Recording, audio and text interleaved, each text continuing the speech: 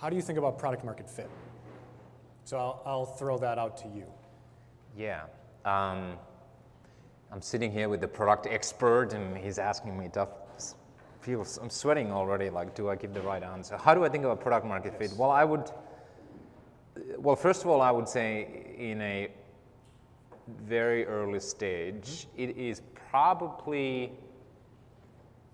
it's going to be a controversial answer, the second most important thing. And the first most important thing is the people, the founding team, and the culture and the values.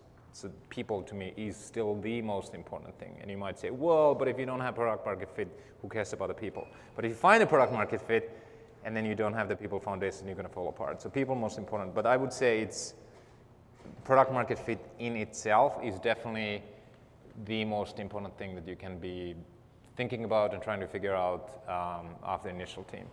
And so, well, how do you know when you have it? My qualitative answer is you really know it when you have it. And if I give you a specific example from Trulia, so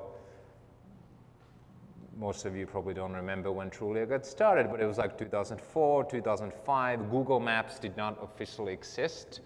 And the real estate experience, for the most part, was going to a Coldwell Banker website and trying to sign up to at least see a list of homes for sale. So anyways, our initial product, and the idea was to unleash all the information to consumers.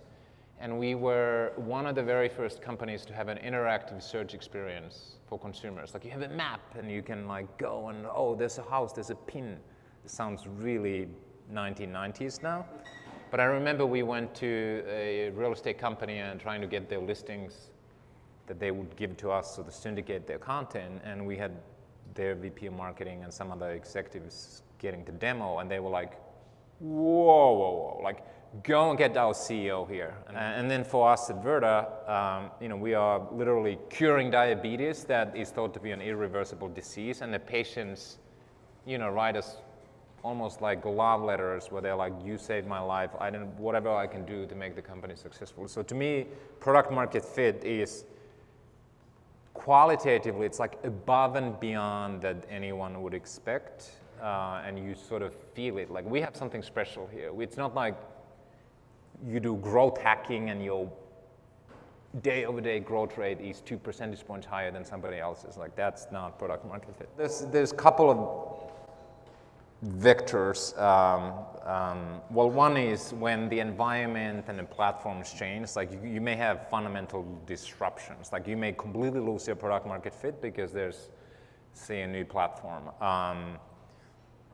What happened for us during the Trulia years was mobile, and we're sort of laughing about iPhone to some extent, and one of our engineers developed the first iOS app over a weekend. And we were like, well, that's kind of cute, like, let's put it out there. And it's like 18 months later, half of our business was mobile.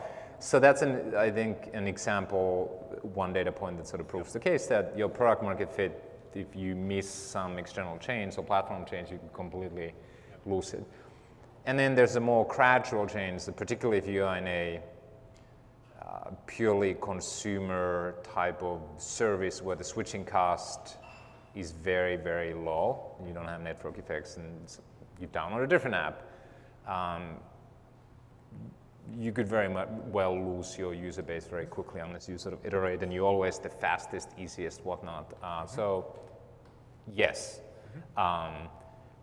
But in order to defend yourself, you want to make sure that obviously you're building ways in which and not lock users to yourself, but create so much value that replacing or changing, switching is painful.